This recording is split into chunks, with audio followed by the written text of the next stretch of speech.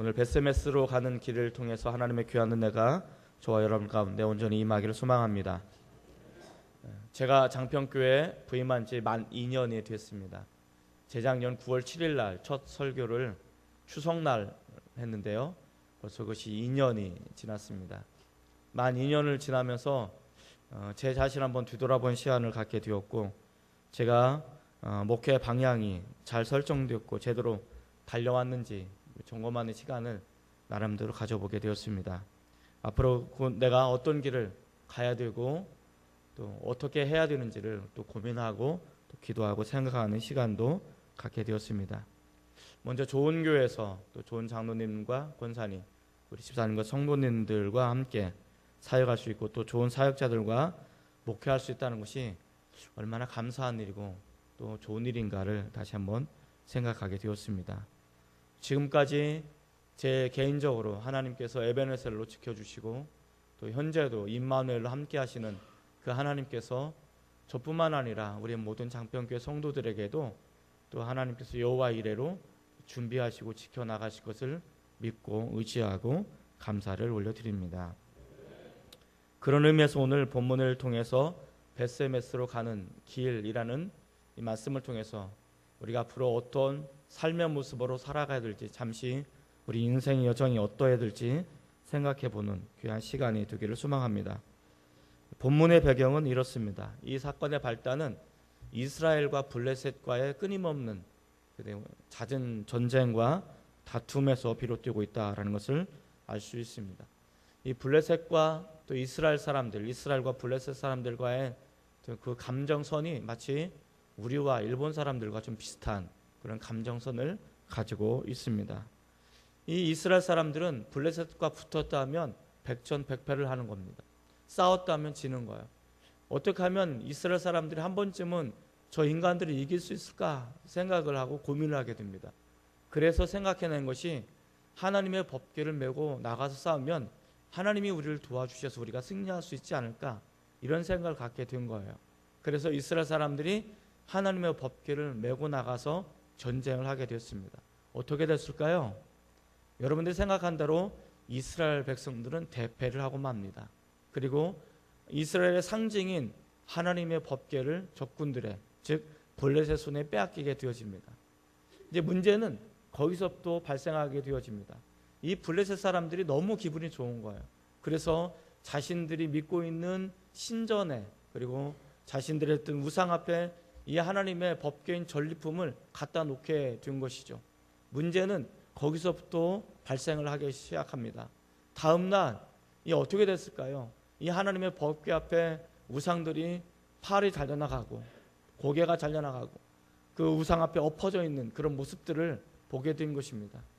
깜짝 놀란 블레셋 사람들은 이것이 우연히 일어나는 것일까라고 생각을 하게 되었고, 과연 이게 또 하나님의 법궤로 생겨나는 것인가 의구심을 갖게 되어집니다. 그래서 하나님의 법궤를 이 도시 저 도시 옮겨가면서 신전에 놨는데 똑같은 현상이 일어나는 거예요. 거기다가 전염병까지 블레셋 가운데 돌기 시작했습니다. 처음에는 이것이 하나님으로부터, 즉 하나님의 법궤로부터 오는 재앙인가 아닌가, 긴가민가 했던 이 사람들이 하나를 실험을 하게 되었습니다. 그것은 우리가 읽은 본문의 배경인데, 암소 2마리에 수레를 끌게 하고 수레 위에 하나님의 법궤를 싣고 베세메스로 곧장 가게 되면 이 재앙이 하나님으로부터 오게 되는 것이고, 만약에 이 암소가 끄는 수레가 다른 방향으로 간다든지 집으로 가게 된다면 이 재앙은 하나님으로부터 오는 것이 아니고 우연히 발생하는 것이다 라는 그런 시험의 내용을 하게 된 것입니다. 그리고 우리가 잘 아는 것처럼 이 베세메스로 가는 암소가 수레 하나님의 법궤를 싣고 베세메스로 가는, 그리고 베세메스에 도달하는 그 장면을 우리에게 이야기해 주고 있습니다. 그리고 이 모든 재앙은 하나님으로부터 왔다는 것을 알게 되어지는 모습들을 우리에게 이야기해 주고 있습니다. 중요한 것은 이것입니다. 오늘 우리가 하나의 시험으로 인해 생겨나는 이 문제인데, 그렇다면 베세메스는 그들에게 어떤 의미가 있는가? 이 블레셋 사람들에게 베세메스는 어떤 의미가 있고, 이스라엘 사람들에게 베세메스는 어떤 의미가 있고, 하나님의 법궤가 베세메스에 당도한다는 것은 어떤 의미가 있는가를 우리 한번 생각해 봐야 되지 않을까 생각되어집니다. 궁극적으로 이 벳세메스는 하나님의 땅, 약속의 땅을 의미하는 것이고, 우리들로 말한다면 이것은 하나님의 나라, 영원한 하나님의 나라, 기쁨과 즐거움이 있는 천국을 의미하는 것을 우리에게 이야기해 주고 있습니다. 하나님 우리에게 주시는 약속의 땅이요, 하나님 우리에게 허락하신 비전과 소명의 땅이고 은혜의 자리고 축복의 자리임을 우리에게 이야기해 주고 있는 것이 오늘날 우리의 벳세메스인 것입니다. 그렇다면 벳세메스로 가는 길은 어떤 길일까? 이 암소들이 끌고 가는 수레에 하나님의 법궤를 싣고 가는 벳세메스까지 가는 그 길의 여정, 그 길은 어떤 길일까? 이것은 우리가 어떤 의미를 가져다 주는가? 이것을 생각해 봤습니다. 그래서 벳세메스로 가는 길은 어떤 길일까? 첫째로 멍에를 메고 가는 길임을 우리에게 이야기해 주고 있습니다. 한번 따라해 볼까요? 멍에를 메고 가는 길입니다. 자, 오늘 수레를 끄는 암소 두 마리에 대해서 이렇게 설명해 주고 있습니다. 6장 7절 말씀을 한번 같이 읽어보겠습니다. 6장 7절입니다. 자, 시작.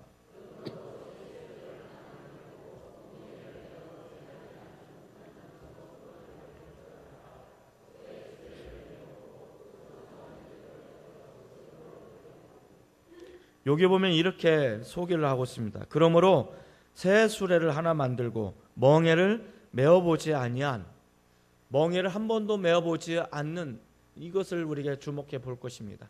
암소 두 마리는 송아지를 키우고 있는, 바로 젖을 물리고 있는 그런 암소인데, 이 암소들의 특징이 뭐냐면 멍에를 한 번도 메어본 적이 없다는 것입니다.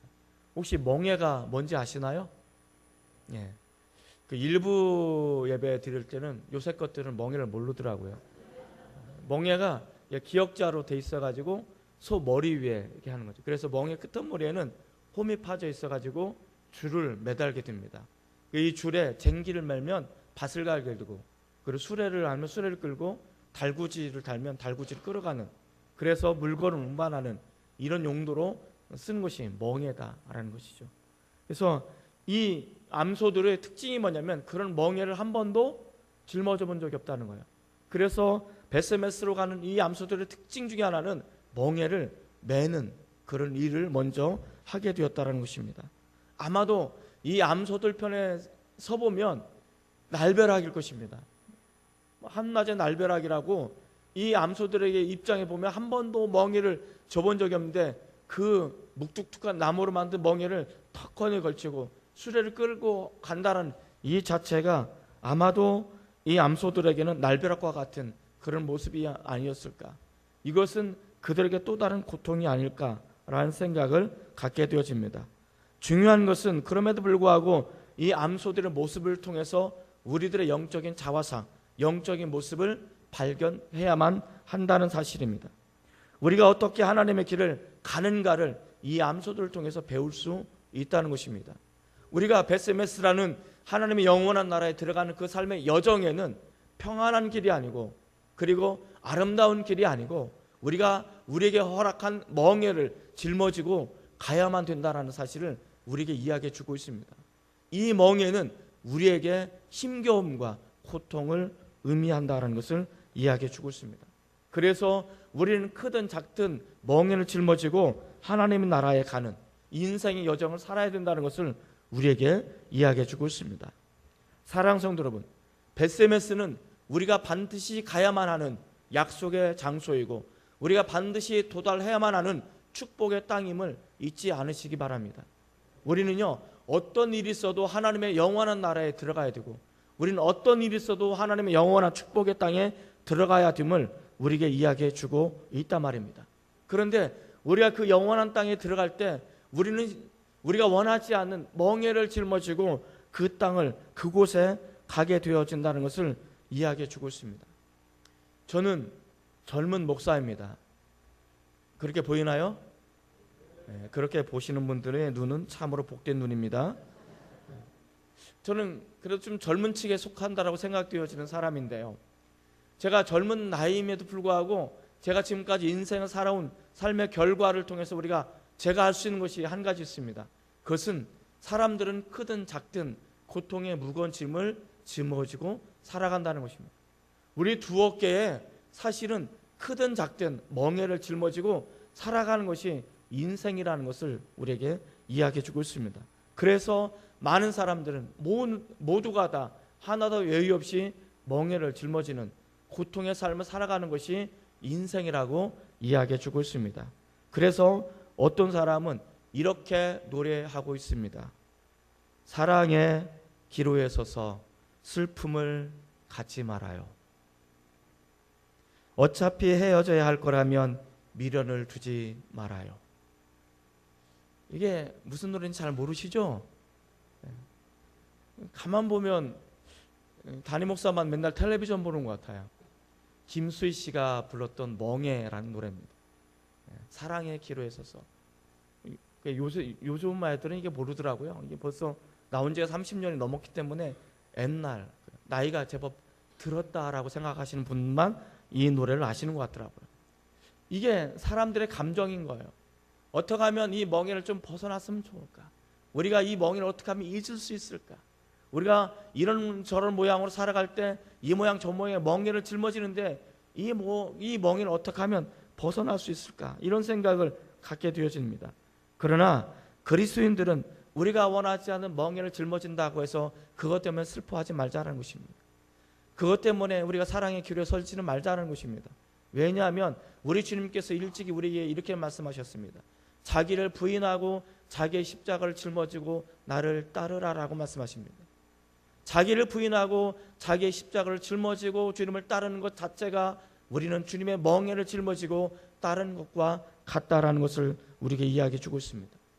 이 암소들은 멍에를 짊어짐으로 인해서 힘들고 어렵고 고통스럽지만 그 멍에를 짊어짐으로 인해서 이 암소들은 가장 탁월한 하나님이 살아계시고 하나님이 전능하시고 하나님 역사하신다는 사실을 많은 사람들에게 보여주고 알려주는 통로가 되었다는 것을 이야기해 주고 있습니다.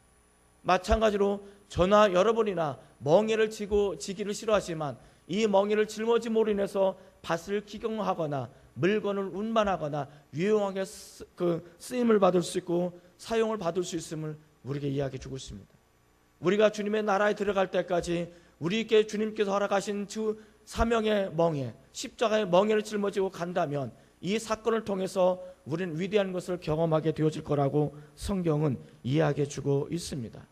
그리고 이 멍에가 아무리 힘들고 어렵다 할지라도 멍에를 벗지 말고 멍에를 짊어진 채 하나님 앞에 나아갈 수 있는 벳세메스로 나아갈 수 있기를 우리 주님께서는 원하신다라고 이야기해 주고 있습니다.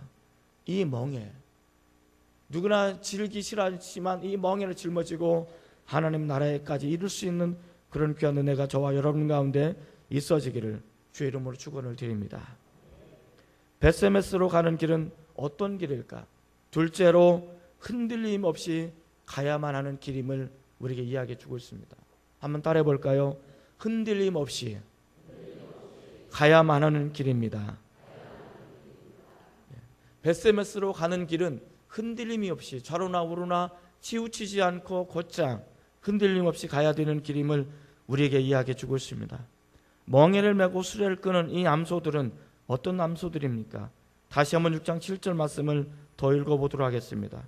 6장 7절입니다. 자, 시작. 그러므로 새 수레를 하나 만들고 멍에를 메어보지 아니한 젖나는 소 2마리를 끌어다가 소의 수레를 메우고 그 송아지들은 떼어 집으로 돌려보내고. 사람들은 참 잔인하죠. 이 시험을 하기 위해서 지금 현재 젖을 물리고 있는 이 암소 2마리를 택하게 되어집니다. 그리고 이 송아지들은 항상 엄마 주변에 맴돌게 되는 거죠.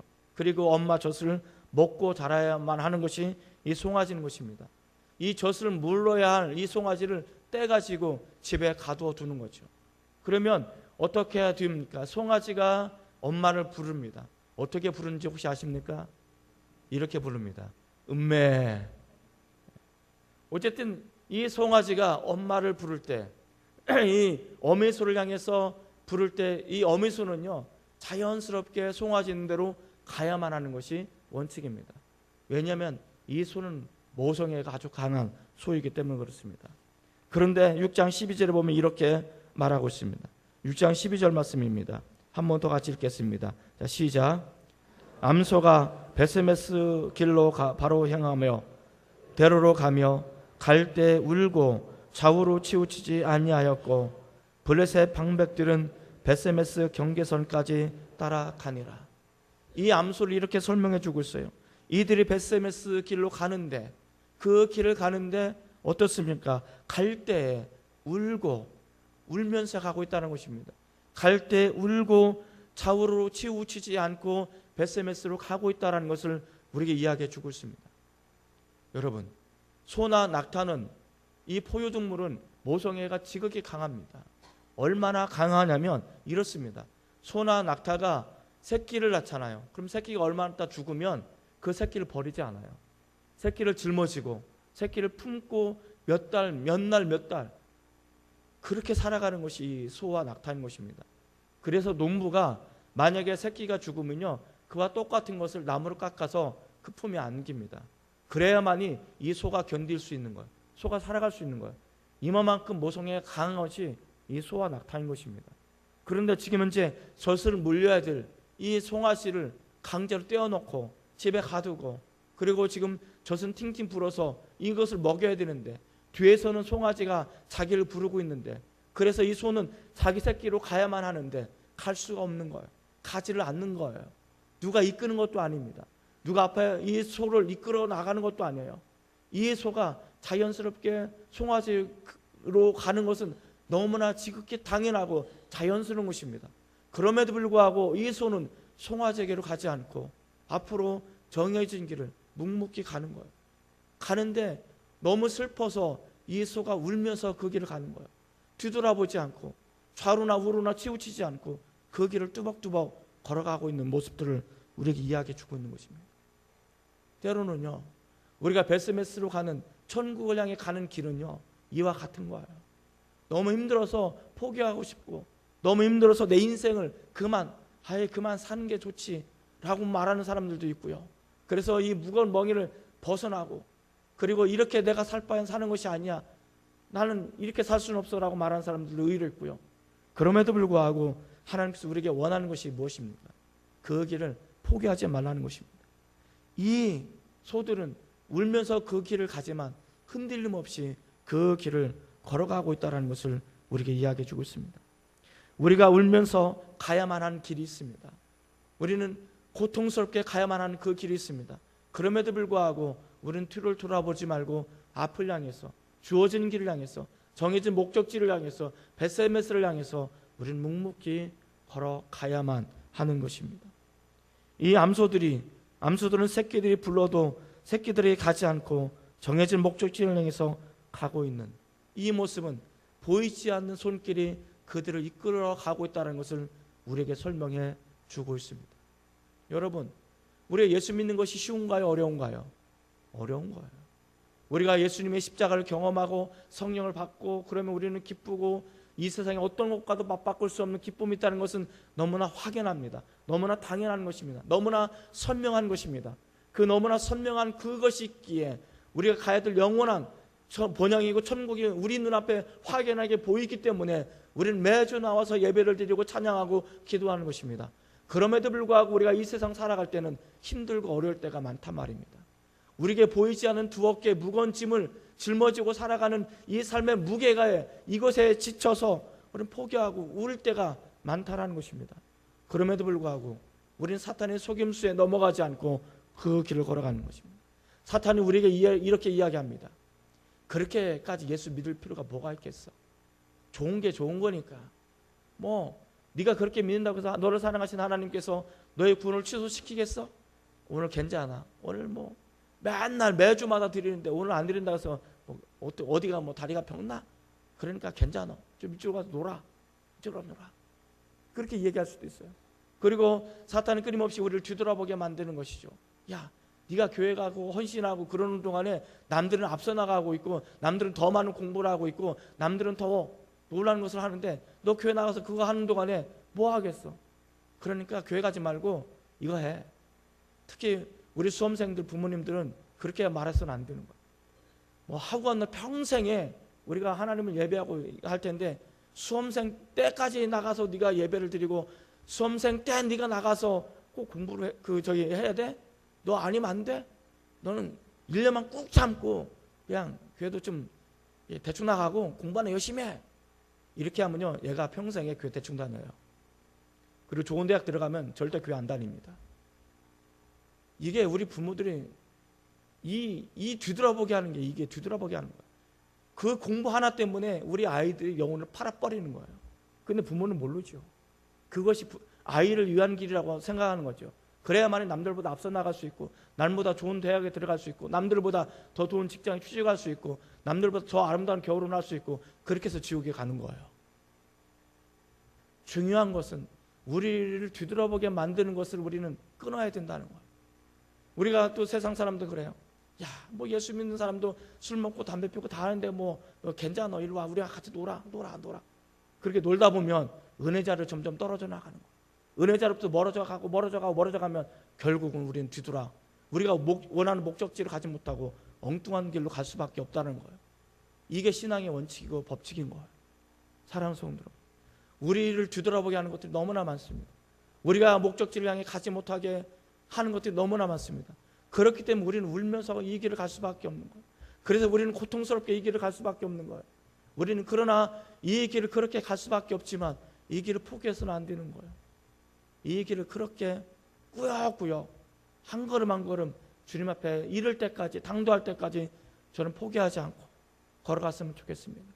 좌로나 우로나 치우치지 않고 그 길을 꾸역꾸역 걸어가시는 저나 여러분이 되시기를 주님의 이름으로 축원을 드립니다. 베스메스로 가는 길은 어떤 길입니까? 마지막 세 번째, 하나님과 동행하는 길입니다. 한번 따라해 볼까요? 하나님과 동행하는 길입니다. 이 베스메스로 가는 길은 하나님과 동행하는 길임을 우리에게 이야기해 주고 있습니다.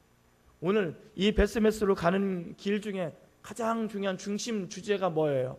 하나님의 법궤예요. 법궤. 하나님의 법궤는 뭘 상징합니까? 언제나 항상 그렇듯이 하나님의 임재를 상징하는 거예요. 죄송한데 이스라엘 사람들은 이 하나님의 임재를, 하나님의 법궤가 있고 하나님의 임재가 있음에도 불구하고 하나님의 임재를 경험하지 못한 사람들이에요. 그런데 이것이 블레셋 땅으로 가는데 하나님 역사하니까 오히려 이방 사람들은 하나님의 임재를 경험하게 되는 거예요. 그래서 이것이, 이 재앙이 하나님으로부터 오는 것이 아니냐라고 묻는 거예요. 법궤는 언제나 하나님의 임재가 있는 거예요. 지금 이 암소가 수레에 법궤를 싣고 베스메스로 간다라는 것은 하나님을 모시고 가는 거예요. 하나님과 동행하는 거예요. 하나님의 임재 속에 베스메스로 이 암소들이 가고 있다는 사실을 우리에게 이야기해 주고 있는 것입니다. 사랑하는 성도 여러분, 우리도 마찬가지예요. 우리도 영원한 천국에 가는 동안에 나 혼자 이 길을 가는 것이 아니고요, 하나님이 나와 동행하시는 거예요. 언제나 하나님 나와 동행하시고 날 한 번도 떠나본 적이 없으신 그 하나님이 그 나라에, 영원한 나라에 들어갈 때까지 나와 함께 하시고 나와 동행하시고 우리 가운데 임재하신다는 사실을 믿으시길 바랍니다. 왜 그렇습니까? 우리를 성전이라고 말하잖아요. 나를 성전이라고 말하잖아요. 왜냐하면 내 안에 하나님의 영이 계시기 때문에 그런 것입니다. 우리가 잘 알고 있잖아요. 요한계시록 3장 20절에 보면 이렇게 말하고 있잖아요.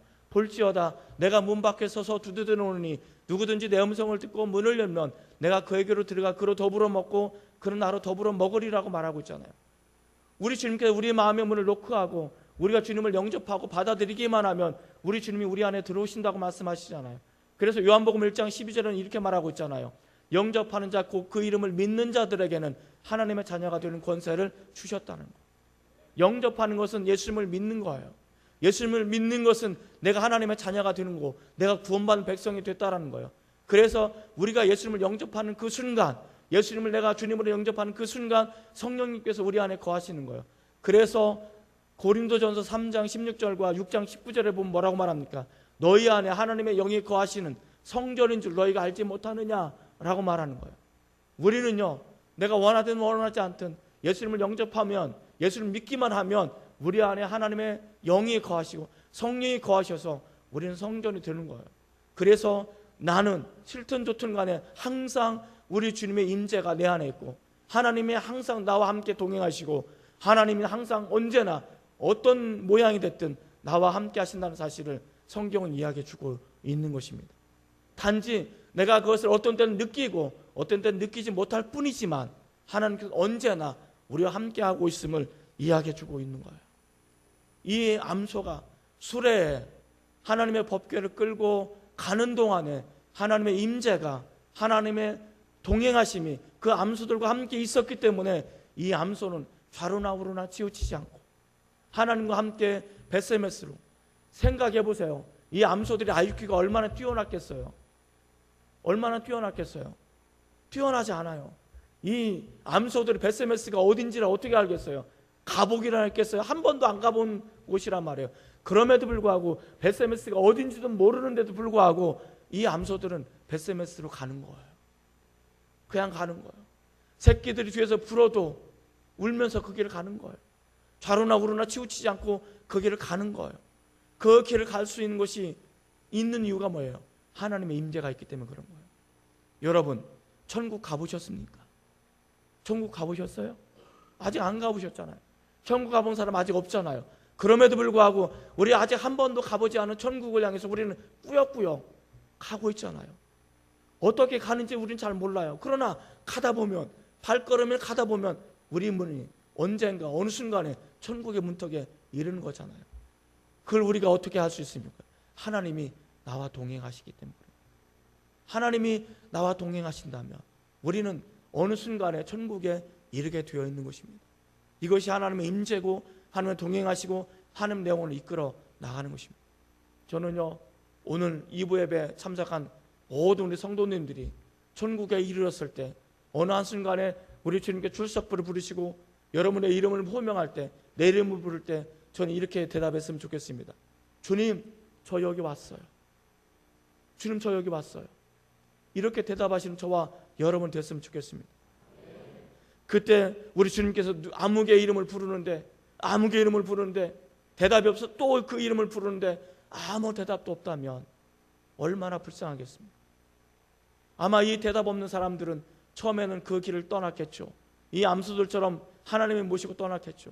그러나 이래저래 방황하다가 그 멍에가 너무 무겁다고 불평하다가 나는 못 간다고 주저앉고 다른 데로 빼고 다른 데로 사이로 빠지고 누군가 나를 부른다고 해서 뒤돌아봐서 그 길을 간다면 우리는 목적지를 향해 갈 수 없을 것입니다. 우리가 신앙생활하는데 시험거리가 얼마나 많고 장애물이 얼마나 많고 어려움이 얼마나 많습니까? 그럼에도 불구하고 우리는 묵묵히 우리 주님과 동행하시면서 이 길을 걸어갔으면 좋겠습니다. 아무리 힘들고 어려워도요, 내가 정말 고통스럽더라도 우리 주님 다시 오시는 그날까지 우리는 이 길을 묵묵히 걸어가셔서 주님, 저 드디어 도착했어요. 주님, 저 드디어 왔어요. 나를 이곳까지 인도하신 하나님을 내가 찬양하겠습니다. 이렇게 고백하시는 저와 여러분 모두가 다 되셨으면 좋겠습니다. 그런 귀한 은혜가 임할 수 있기를 주님의 이름으로 축원을 드립니다. 기도합니다. 하나님 아버지,